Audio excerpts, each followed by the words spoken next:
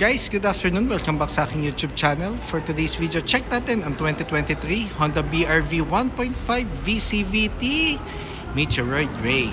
So guys, ito yung second sa highest variant ng ating Honda BR-V. Ang kanyang price is 1,295,000 pesos. So pag opal white silver or premium color, may additional 20,000. So tour ko na kayo ngayon guys sa ating featured unit for today. So ito yung kanyang front portion. So ito yung second generation ng ating Honda BR-V. So mas ano na siya, mas nagmukha na siyang SUV compared dun sa first generation. Then regarding naman sa headlights, LED na siya with daytime running lights, LED fog lamps. Then ang kanyang front accent garnish is may pagka silver dito yan. Then matte black ang ating grills. Then meron tayong chrome accent sa upper portion. Tapos kung mapapansin nyo, may continuation siya dito sa emblem. So pakita ko ulit yung kanyang front portion. Yan. So ang maganda sa lahat ng variants ng Honda BR-V na automatic, even though sa entry level, LED na lahat ng ilaw. Yun. Regarding naman sa engine, naka 1.5 CVT or 7-speed automatic tayo. Naka double overhead cam na rin siya. So powerful yet fuel efficient ang ating engine. Yet ang horsepower niya is 121, then 145 Newton meters of torque. Front wheel drive. Yan. So pakita ko naman ang passenger side. Yan. Mas nagmukha na siyang malaki tingnan talaga. Siguro dahil na rin dito sa ating 17-inch alloy wheels. So lahat ng variant, ganito ang design ng mugs. So two-tone siya, black and silver. Then ventilated disc, ating brake sa harap. Then MacPherson strut ang ating suspension sa front. Regarding sa ground clearance, 207mm. So mataas ang ating unit.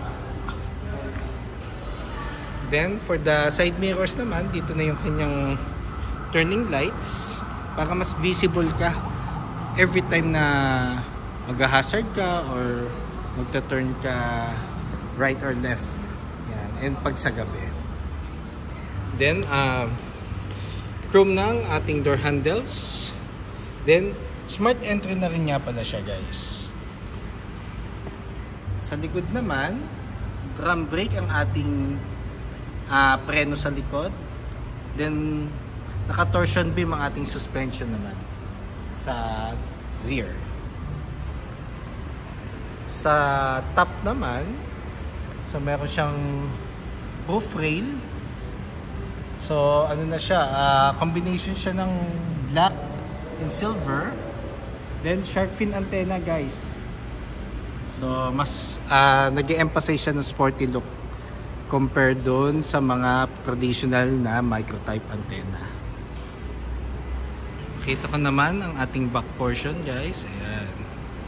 Mas ma-appreciate nyo siya guys pag nakita nyo siya in person.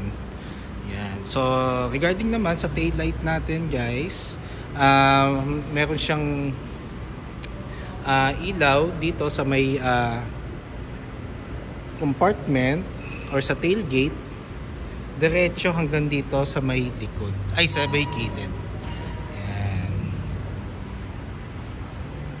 Then meron na siyang V na emblem. Then meron siyang reverse camera na rin, and equipped na rin pala siya ng 4-eye backup sensor. So yun yung added feature sa second gen na Honda BR-V. Then kung mapapansin nyo, yung lower bumper niya is combination na matte black and silver.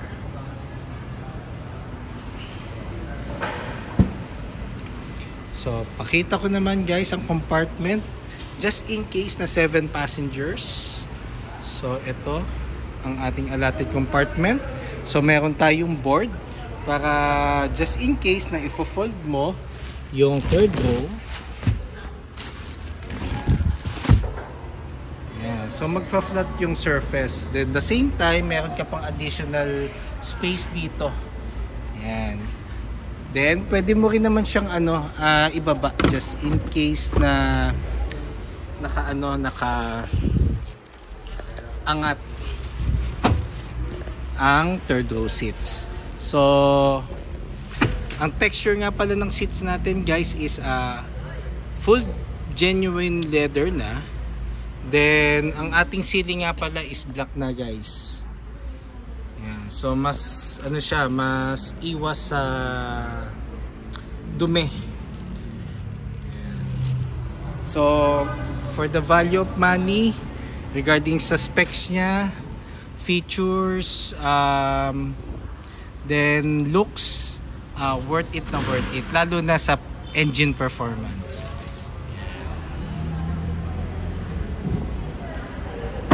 So tour ko naman kayo sa driver side. Ayan. Guys, unleaded ang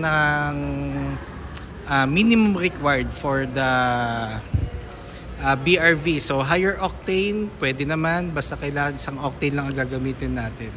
Yan. Then 42 liters fuel tank capacity. Yan. Then ano nga pa lang ang kanyang gas consumption, city driving, nag-range siya 8 to 14 kilometers city driving and 15 kilometers and up naman pag highway. Depende pa rin yan sa driving habit mo. Yan. So tour ko naman kayo sa middle section. So regarding naman sa sides, so urethane, and meron siyang leather accents with silver stitches. And then meron na rin tayong aircon vent dito sa taas, pero normally it's more on lower kasi ang thermostat niya i-set mo pa rin naman siya sa harap. Yan. Then para maka-access ang mga sasakay sa third row, yan, fold and tumble. Same goes with the other side. 60-40 ang kanyang kanyang division.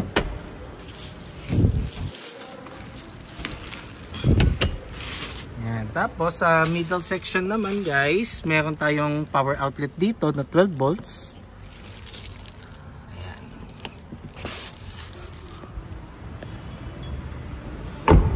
So tour ko naman kayo ngayon sa front. So sa front naman, ang kanyang accents is urethane, ayan, with chrome finishes.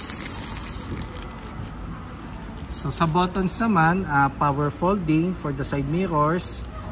The mirror itself, left and right ang pag-adjust. Ito yung kanyang knob. Central door lock, power windows. So pag ito nakababa guys, like that, walang access ang passengers mo para ibaba yung windows. Ayan. For safety purposes na rin, lalo na pag mayroon kayong mga kasamang toddlers, para at least hindi nila ma-access yung pag open ng windows. Then pakita ko lang yung seats. Ayan. So leather seats with silver stitches. Then ang maganda sa second generation na BRV, may height adjustment na ang kanyang driver side. Before kasi first gen wala, fix siya. Then meron na rin siyang armrest. So yun yung mga additional features din ng ating Honda BRV. Yan. Then guys, ang pinagkaiba nga pala ng VX, para at least may idea lang kayo.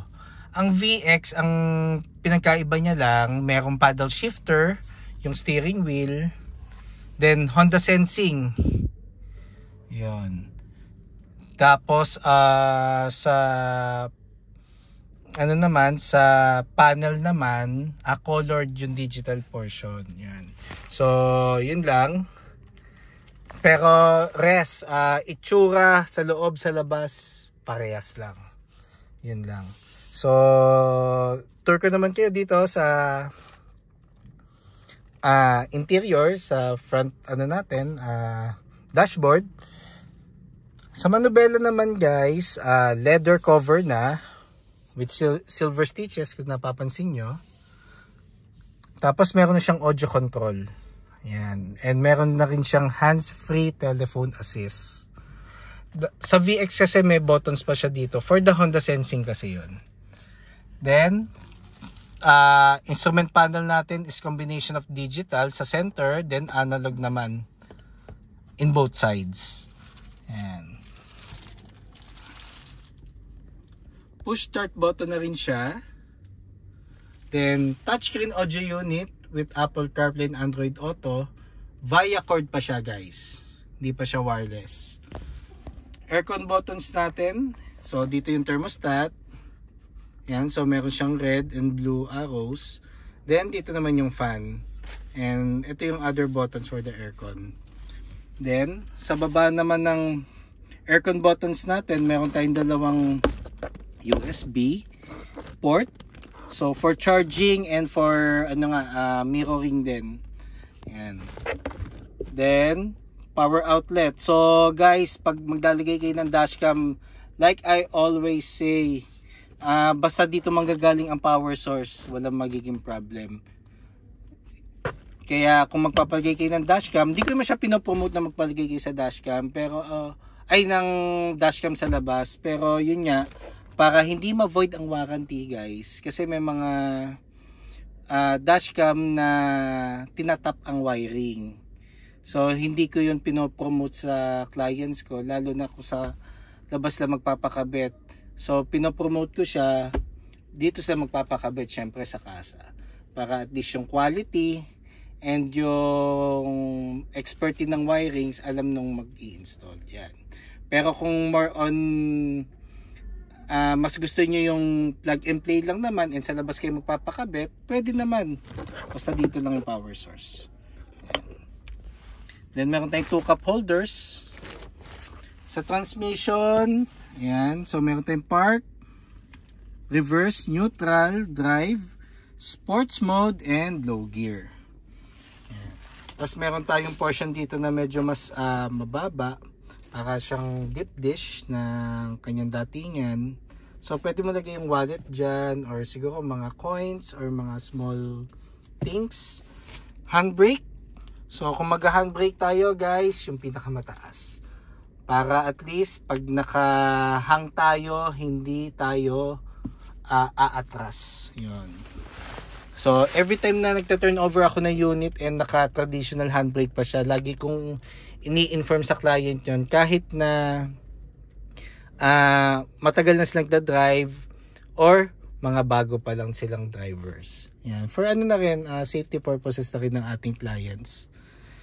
Yan. Tapos sa portion naman ng passenger, meron siyang glove box na which is lahat naman ng units meron naman. Pero kung mapapansin mo yung glove box natin is spacious din. Yan. Tapos regarding sa dashboard, urethane tapos chrome accents. Yan. Tapos ito yung kanyang map light. Yan. So halogen. Then guys, yun lang for the meantime.